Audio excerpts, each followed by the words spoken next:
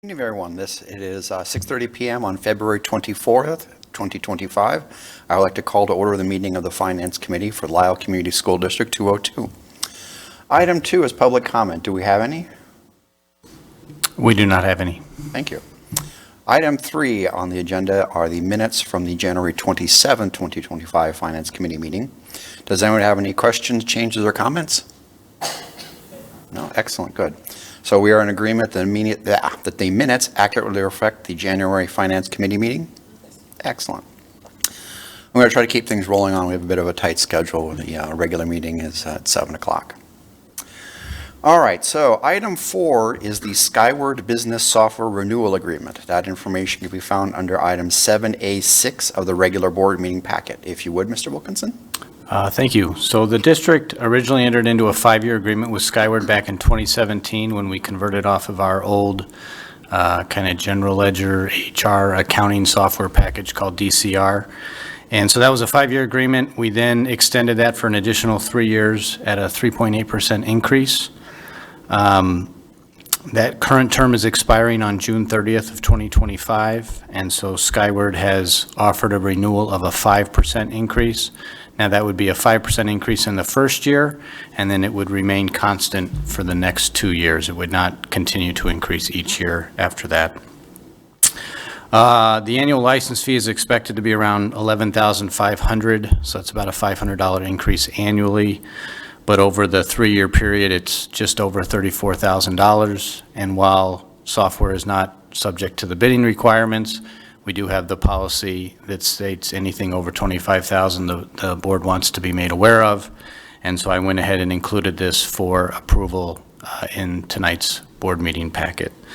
Again, it will lock in our rate for 3 years, and the administration recommends approval of the software agreement.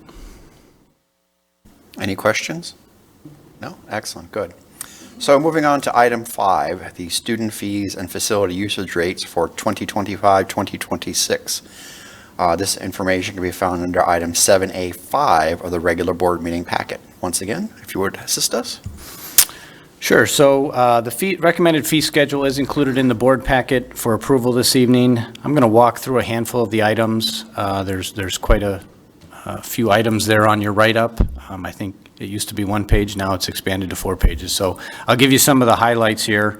There are a few things to discuss this evening. First of all, we are recommending waiving the books and supplies fee again this year. As far as the usage fees, that would be our sports, activities clubs, some of those other classes.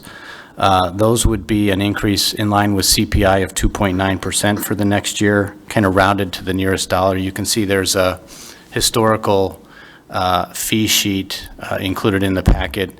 Summer might be a little bit more, a little bit less. It kind of incrementally increases by CPI, and again, we round to the nearest dollar. As far as student parking goes, that was something that was discussed last February at the Finance Committee meeting. Looking at the table that's included in the write-up, that's actually a table for school year 24-25, so the year that we're currently in. That's why you'll see, for example, Lisle 202 is listed as $160 for the year. But what we're actually recommending, kind of looking at that survey, looking at the neighboring districts, is to actually reduce that parking fee to $70 a semester. So it would end up being $140 for the year starting next school year.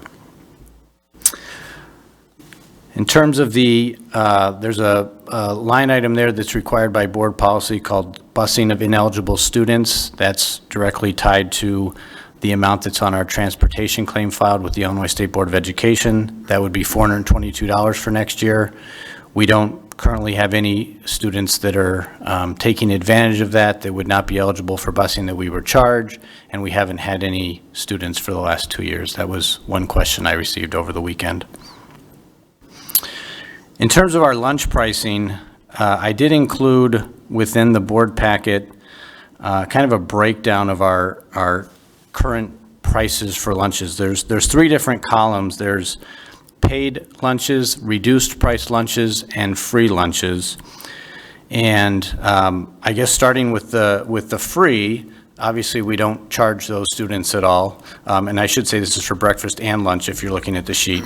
So with our free students, we don't charge anything, but then we get reimbursement from both the federal government and then also a small 4-cent reimbursement from the state for both our breakfast and our lunch rates. And if you look at the table that I included, you'll see that, for example, on our lunches this year, we get between the federal and state government $4.56, and Chartwell's charges us $4.55 to prepare that meal. So we're actually breaking even on the sale or on a free meal that's served. When we look at reduced, I'm just going to focus on the lunch prices.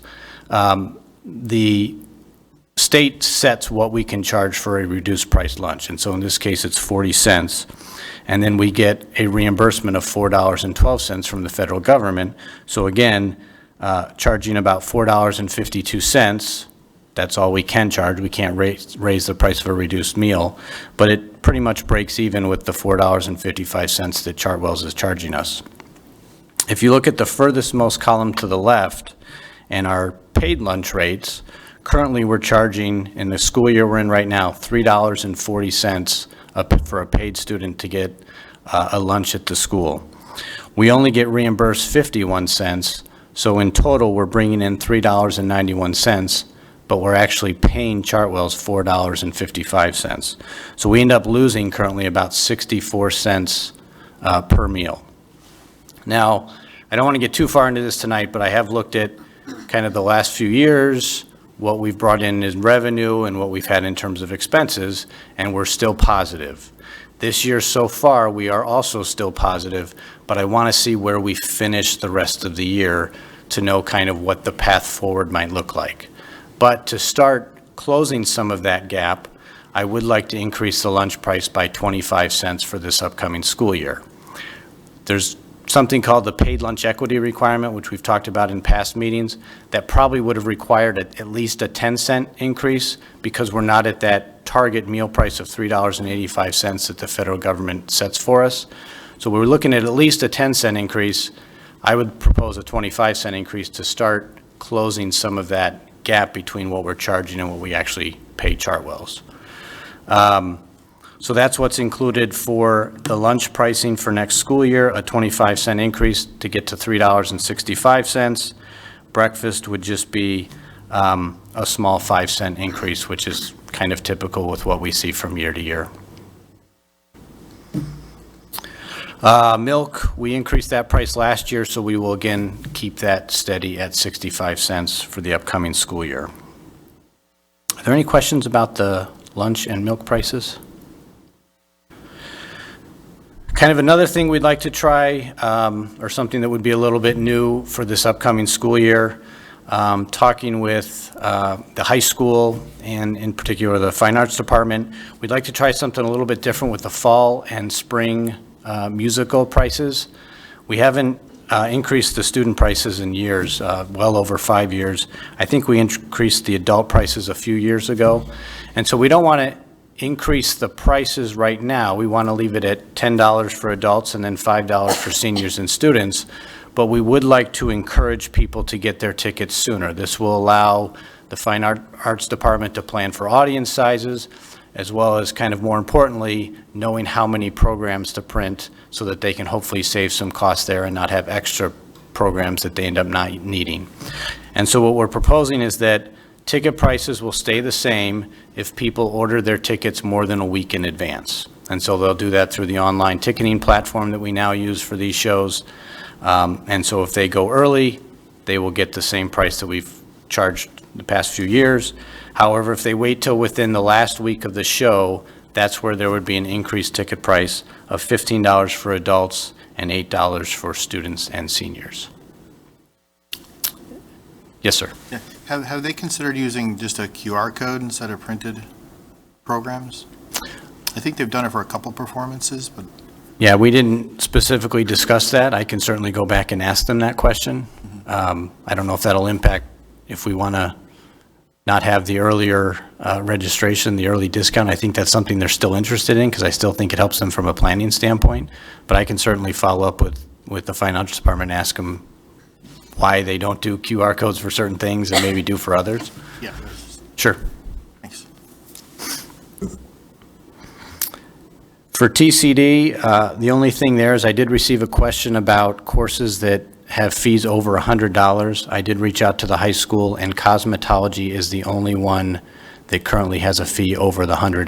The $100 is what basically the district pays for, and then there's the additional price over that. And then lastly, facility usage rates. We didn't increase those last year. We decided we wanted to kind of incrementally increase them every once in a while by $5 to keep the rates a little bit more round in terms of the numbers. And so this year that would be increased by, or for next year, that would be increased by $5. And so the projected revenue from our student usage fees is approximately $100,000. And then meal receipts are expected to generate around $230,000. As a follow-up to our discussion from last month's finance meeting, there was a question about if we decided to reinstate the books and supplies fees, what would that mean in terms of if we wanted to reduce our levy by a corresponding amount, what would the tax impact be on a homeowner? And so you'll see in the write-up I included that. And so we generate approximately $200,000 when we were charging fees, kind of looking at inflation over the last 4 to 5 years since we last charged fees. We would be receiving about $230,000 in revenues if we reinstated those fees.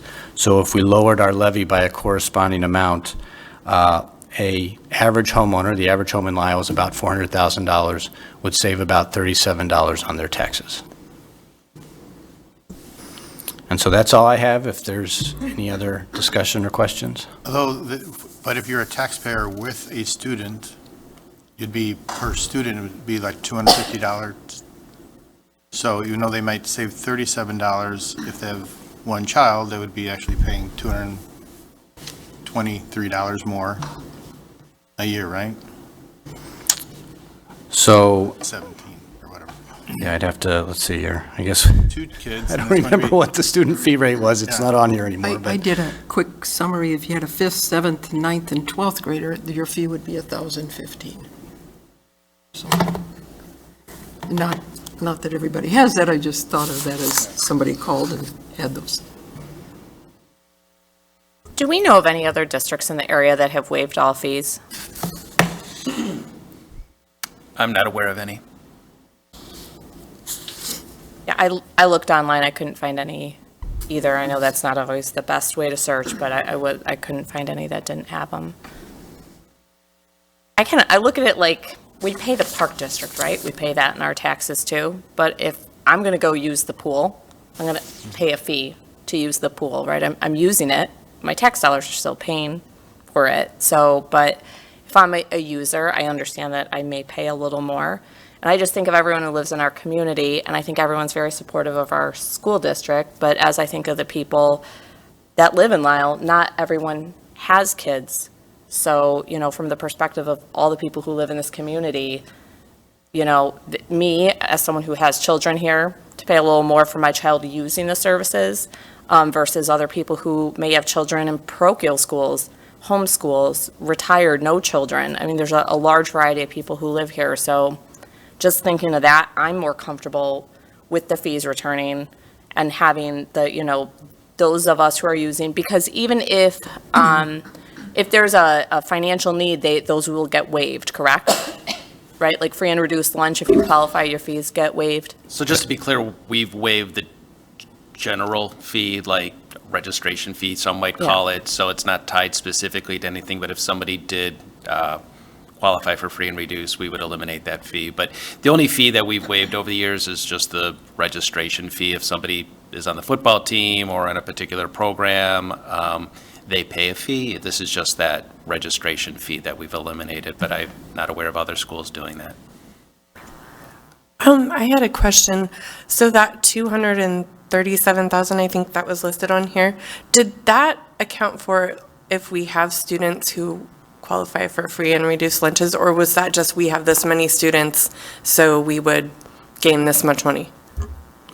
So, again, I'd have to refresh my memory as to when we started waiving the fees, but the year before that, if we look on our financial statements, we can see here's how much we had in terms of fees that we charged just for the books and supplies fees. And so that I've increased kind of steadily by CPI to come up with the dollar figure it would have been. And again, I know I'm repeating, but to me, it feels like when you buy a car and they say, oh, registration fee, you're like, what does that even mean? And so we've kept all the fees that we could tie to specific things, but just this registration fee seemed very generic. And so I think when we looked at our fees, at one point, we felt like if we can't specifically justify it for a particular thing, then let's waive it. There's not a right or wrong. That was just a decision the board has made, and we will follow whatever you decide to do, but that was some of the rationale as to why it was waived at one time, because it wasn't for a specific thing. I thought we pulled it in the 20 to 21 school year when we switched to remote learning. Am I recalling correctly? I don't, we can look to see when we started to waive it, but I do I know believe that. it was COVID, so that would be. Related It to was when COVID. we weren't using the buildings and all those services, we waived the fees. I think believe it was- 2020, 21, Right. school year 2020, 2021 was the first year we waived the fees. Yeah. I was curious because I wasn't here for that decision, so I looked, and the notes for the Finance Committee meetings in 2021 said it was due to COVID, also in 2022, but there was a shift in 2023 where there was no mention of COVID as the reason, and 2024, there was no mention of a financial impact. And I think something, Dr. Flipiak, you said last meeting that really made me think was, do we believe in a free education, right? Like, do we, and while I personally have to go to the pool, or my children will like be very upset with me, I don't have to go to the pool, but I have to send my kids to school. So it's just, that's something that I think about as well, when thinking about weighing the financial contribution of various community members with various needs. But I also think that it's both a philosophical decision and a financial. So if the finances can support the philosophical decision, that's like one way to think about it, versus if we really have this lovely philosophy that we believe in, but we can't afford it, and then we have to charge fees, is like another question. So I don't know where we stand. I think I know where we stand financially, but I don't know where we stand philosophically. And we could talk about line by line, like there's certain ones that trigger me. I think it's ridiculous we charge our students to park, but we don't charge our staff. That doesn't mean I should think we should charge our staff to park here, but it's the same parking lot. Like, it costs us the same to maintain, so why does the staff park here for free, but students have to pay $70 a semester? Like, I want every student to come to every performance, every game. That's why we waived the fees for all games for students a few years ago. But when I look at this list and you see the fine arts that we're still charging students, I think students should get tickets for free. So I could go line by line and say why I don't like us charging students and families for specific things, but there's not a right or wrong decision. I think this was put into place when we waived the student fees for the athletic events because we wanted to encourage people to come. And then I think when COVID hit, we looked at our finances and said, what are these really going to? I don't think it was because we weren't using the buildings. I think we just said it's hard times for all. Why are we charging this fee? Let's pause for as long as we can. But there's not a right or wrong. Like, we can each have opinions on all of these. This is what, when we looked at the comps, it seems like the parking, this aligns with the comps. But the other school districts do have a registration fee. We do not.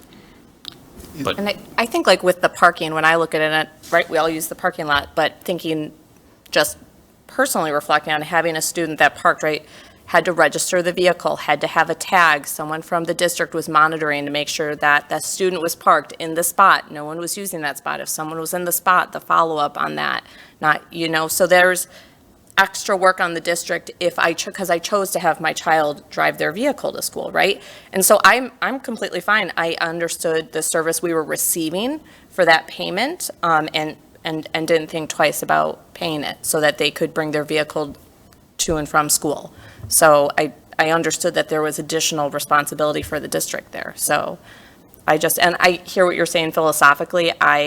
I feel that if I'm going to be using something like parking, for example, and having those extra services be provided to my child when I send them to 202, I'm okay that I cover the cost of what that needs to be the district and not look at my neighbors and ask them to cover my decision for me.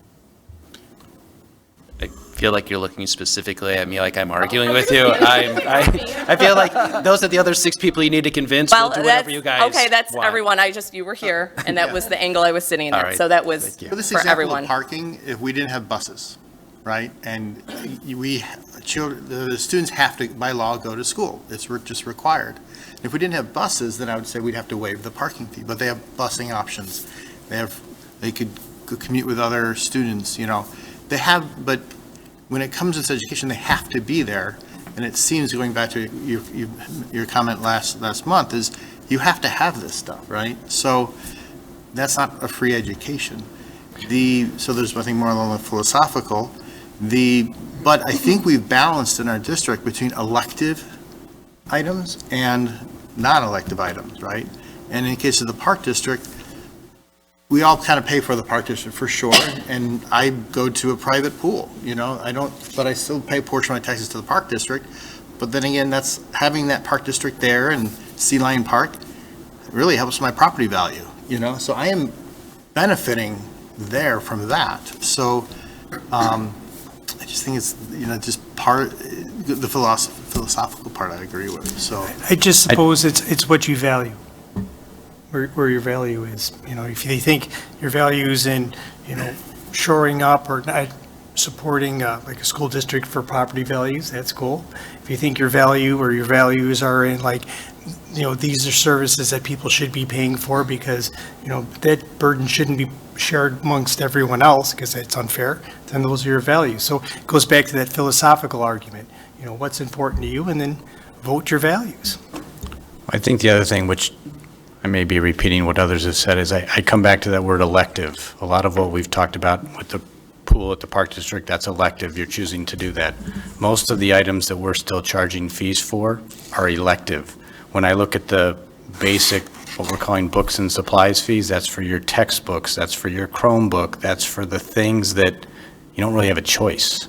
And so, at least now, those are what we're waiving, is those things that are in the classroom, the supplies that the teachers are buying for the kids to use, the textbooks that they're using, the software that we're paying for all the kids to use. So they don't have a choice. It's not elective. Where all the other items that we're charging for, those are all elective items. I think if I looked, even some of the classes, those are elective classes that they can choose to take or not. So I guess that's where my head is at, is elective versus non-elective, and that gets back to, I guess, the philosophical argument a little bit as well. So if of the $230,000, how much of that would be waived for students on free and reduced? None of the 230,000, because that was only the non-free and well, we're getting some from the reduced, but that was the paid and the reduced. That was the total revenues back in 2019, 2020, with an inflation factor of what that would be in today's. Okay, so you based on the revenue there, even though we are waiving a fair amount of other. That was already in that original number as the waived amount. So we wouldn't be getting anything more for the waived students. What's the percentage of students on free and reduced? It's like 25%, I think, at this point. 25%, that's pretty significant. But they're not. I know they're not, I'm just saying, when you look at the student population, 1 in 4 students would have been waived anyways, so. I just want to make sure we're clear on what Dave said, though. He looked at what we used to get over a period of time, and he increased it a little bit. So it isn't an estimate based on the number of students and what the fee would be. It's looking at the historical trends, which would already account for the fact that probably 25% of our families are not paying those fees. So it's already baked into that Yeah, number. I understand Okay. that.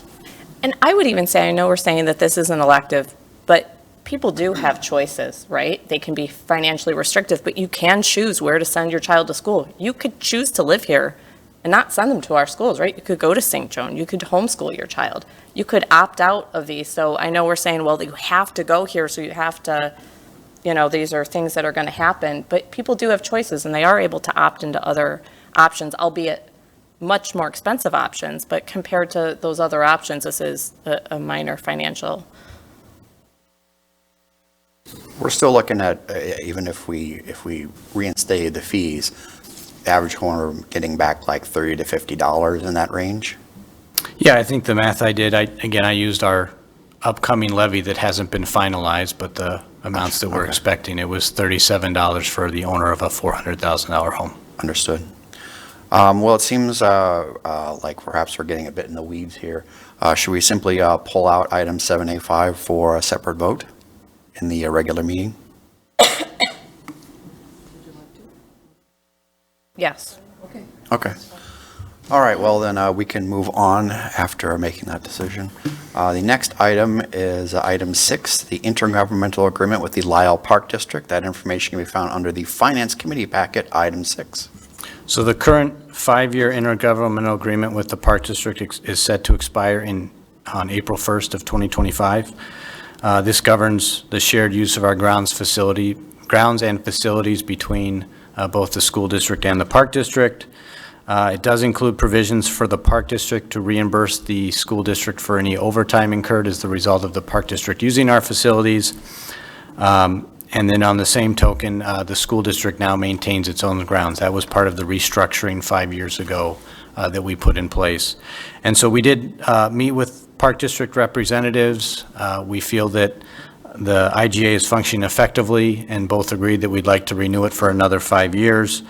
The draft of the IGA is included in board books.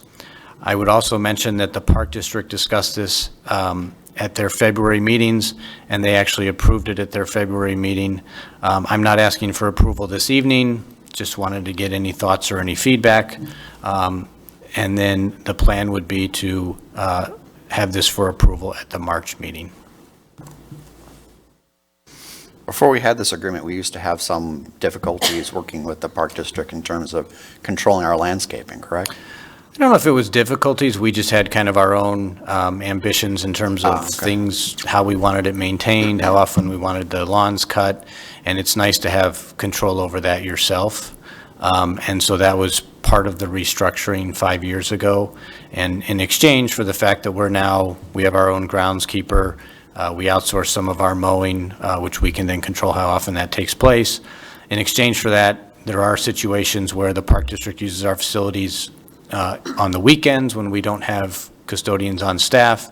And so we obviously accumulate those through our payroll, and then we turn around and bill that back to the Park District so that we're not incurring those costs for those programs. All right. Any questions or comments? No? Okay. All right, and that would bring us to item 7, the update of the Lisle Junior High School renovations for summer 2025. That item, that documentation can be found under item 7 of the Finance Committee packet. So the focus of our work this upcoming summer at the junior high is to replace the HVAC units in both the commons and the auditorium, and then also some life safety work for the replacement of stairs in the auditorium to make them safer, and then also looking at some camera system upgrades. And so our original estimates for the HVAC and stair work, kind of working with Pepper and Perkins Will, were about $650,000. Now keep in mind, those estimates were baked within the larger renovation budget, so they weren't specifically carved out as a standalone project, but more of the overarching large project. But we tried it without going through the process of getting another estimate done. We tried to extrapolate from that to get an idea of what we thought this project would cost. And those estimates ended up being $650,000. So we recently opened the bids in the middle of February for the project of both the stairways, the HVAC in the commons, and the auditorium. And we had a good bid result. We had 7 bidders that showed up, and 4 of those bidders were kind of all within the same $100,000 or $200,000 of each other. But the bids didn't end up, the lowest bidder ended up being just over $1.5 million. So quite a bit more than what we had originally estimated. Kind of another component to that is, as we were working through plans for the project, in order to replace the commons unit in kind, we were going to have to get a custom-made unit, and then that unit was going to be, just because of the new requirements, it was going to be much larger. It was going to have a much larger footprint right on top of the kind of it used to be the teacher workroom. Now it's, I think, like the detention room. It was going to have a much larger footprint, much taller, much wider. and we were going to have to figure out how to put a railing up on the roof because it was going to be closer to the sides of the roof. And so we just didn't like kind of the aesthetic of that, the fact that we were having to buy a custom unit. And so we did change the design a little bit to go from one unit to 3 smaller units spread out throughout the roof. So they would be smaller, they wouldn't have that visual impact, and we wouldn't have to build some kind of railing for safety. So we really liked the design. There was a little bit more steel work involved in that design. But unfortunately, with the fact that we structured that with our auditorium, we don't know specifically how much that piece of the design cost. And so what we'd like to do is we're actually planning with the architects to go back out to bid just for the Commons unit, because that's the one that's end of life. That's the most pressing one. The auditorium units are still running pretty well, and we don't need to replace those ASAP. The other thing we tried with the auditorium units is we tried to break them from 1 into 2 different units so that we could have HVAC just on the stage area and then HVAC in the kind of the audience area, so we would be able to be more efficient with the use of our units. But again, we don't know exactly how much that change has cost us. And so our next steps is we're planning to rebid the project with just the Commons unit in that 3-unit, smaller unit configuration, along with the auditorium stairs. It's going to be a quick bid process. We're hoping that many of these same vendors will rebid on the project, and that'll allow us to see not only what the critical work cost would be, but also get an idea of what the auditorium project would be. That will give some options for us. We can then, because the larger project, the one that came in at 1.5 million, that will still be something we could accept if the board would like to, because they have to keep that out there for 60 days.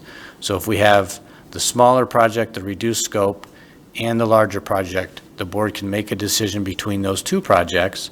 And if we decide to just go with the Commons unit at this time, we can then defer the auditorium units into phase 3 once we look at the kind of remaining work that needs to be done.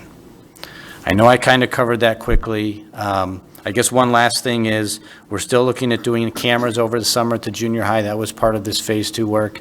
And we'd like to paint the lockers, kind of add a better aesthetic to the hallway. We got some quotes for that. It's going to be around $20,000, so that's not a large expense relative to the rest of the work. Did you have anything you wanted to add to that, Keith? No vote tonight. We just want to have some things to compare, and so we'll bring something to you at the March meeting.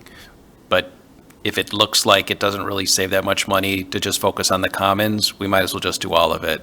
But I think we really did think it would be closer to 650, but as Dave said, we kind of changed the scope of the project for efficiency reasons, but the estimate was a while ago, and it wasn't even exactly what the final design was, and even if we went back to the original design, we don't think it would be 650 at this point. So we'll bring you some options, but we thought at least we could let you know where our head is at, so when you hear it again in March, you'll see why we bid things twice. You look like you have a question, Mr. Lesniak. Okay. Well, and again, I wanted to stress, we did get 7 bidders, and 4 of those kind of were all within 1.5 and 1.7, so we got good pricing, we got a good response. I think it just ended up being obviously more than the original estimates from a few years ago. Did any of them provide like return on investments with increased efficiency of those units on our monthly bills? They have not, no, that's not part of the bid documents. I know you asked that question before. I talked to the architects about it. I think we'd have to find a consultant that does that kind of work. I don't know how much that would be, but in talking to the architects and MSA, I think there was a lot of variables, a lot of different factors, so it's not something that they can just, hey, here's the cut sheet, here's what it looks like. There's too many other variables going on with putting them into how it's installed, how the controls are set up, what the space is like, what the building's like. So I think you'd have to hire some kind of consultant to provide that kind of information.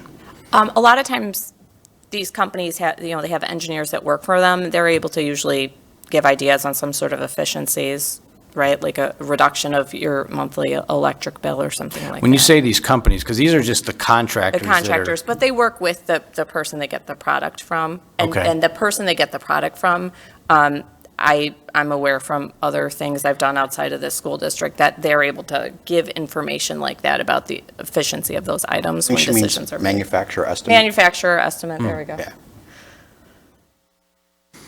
Well, again, I reached out to our architects. I guess I'll reach out to them again and see if they can provide us anything, but the first time around, they did not have that information, but I can certainly try again. Okay. Thank you. Are there any other questions or comments on this at this time? So we'll revisit this again in March? Excellent. All right, so that brings us to agenda topics for future Finance Committee meetings. Does anyone wish to add anything? No? Excellent, good. All right, with no other agenda items, I will entertain a motion to adjourn. Second. So that would be Ms. Almond, Ms. Foster. Excellent. That means the Finance Committee meeting is adjourned at 7:05 PM. Thank you, everyone.